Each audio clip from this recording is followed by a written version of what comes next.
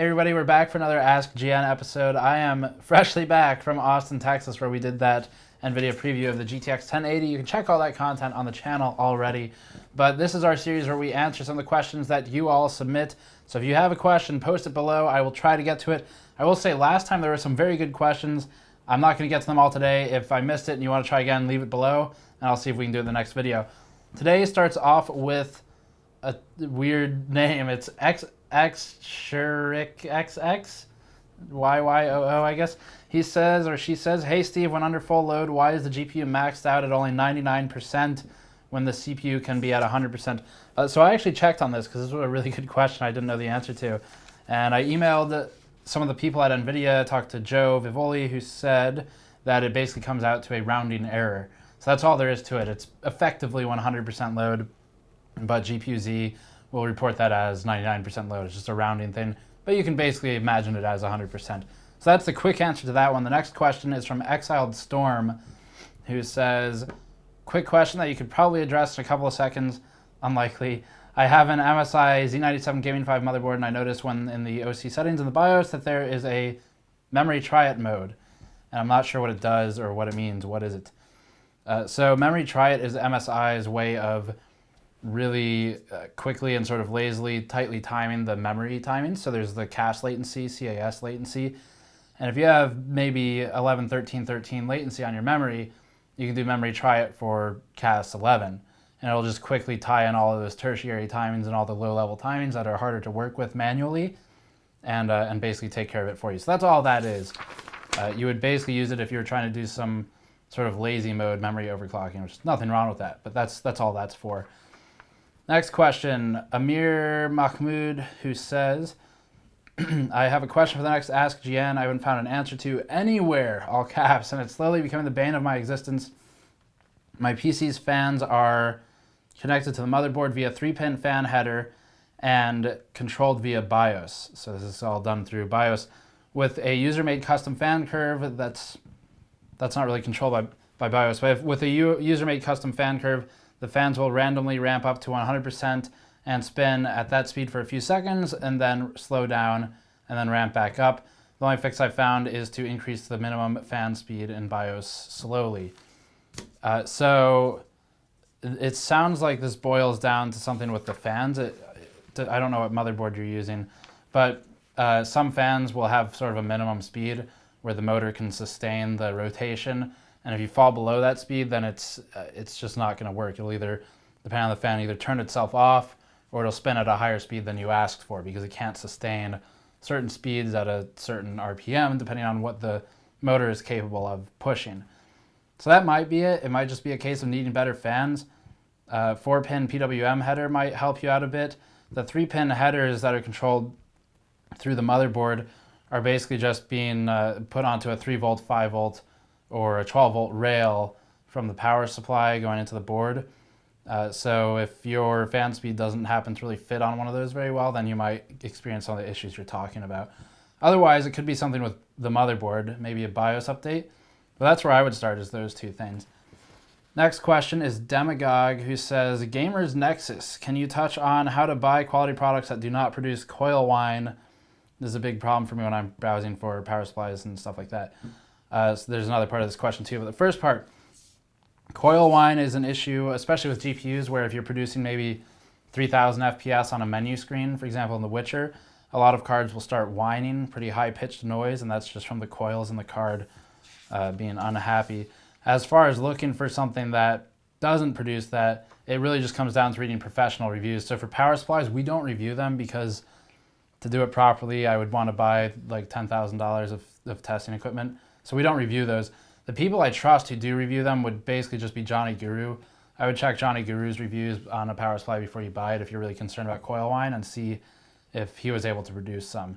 And if not, then you're probably in good shape. But that's really all it comes down to there. There's no secret trick to what components do these manufacturers use. It's really just how does it perform in the review and what do people think of it. And in our video card reviews, we'll note that if it has Coil Whine or something as well. Quality products, you're basically looking for things like solid capacitors.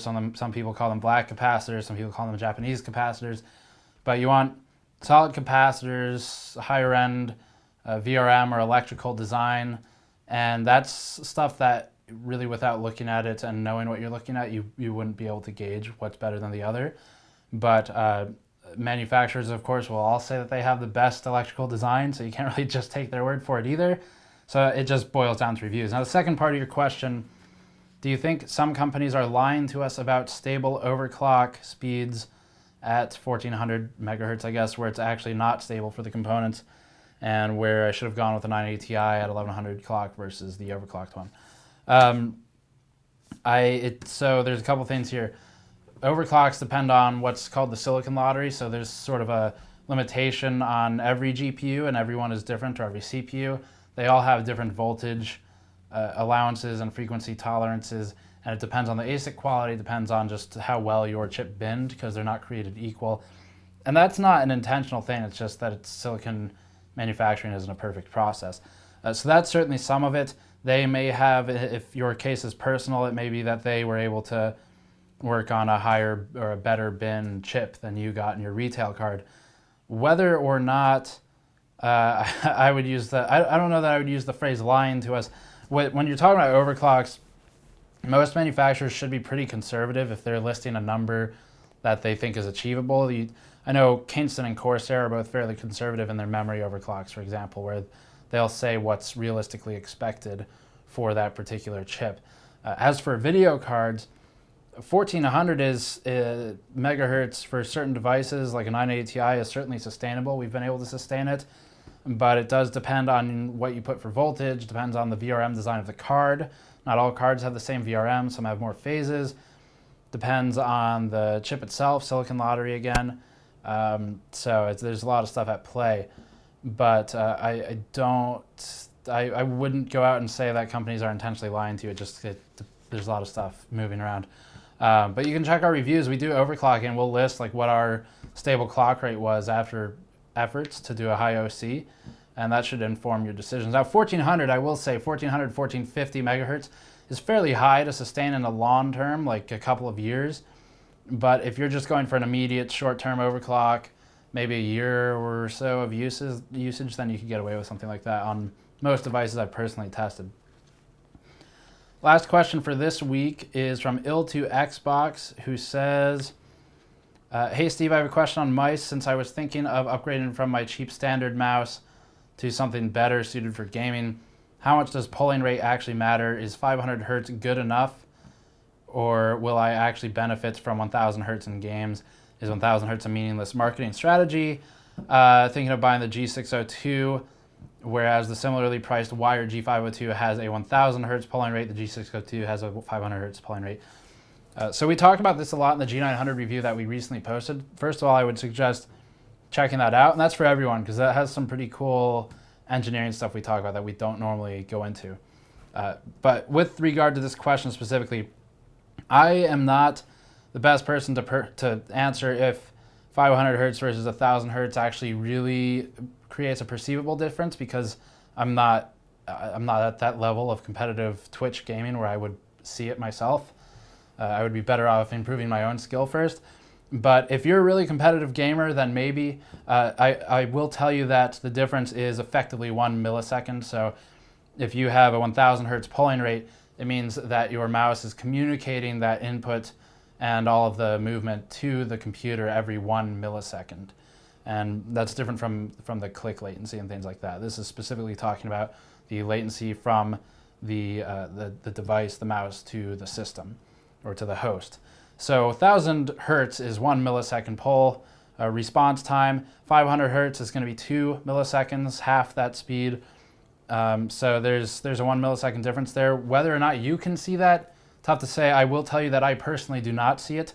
I'm just not, I don't know, maybe you have to be like a pro esports player or something, but even when I was very competitive with StarCraft 2, I didn't see that difference really. So that's my take on it. Certainly if people who are watching this think that they can tell the difference, leave a comment below, maybe help Ill2Xbox out with what you do and how you notice it.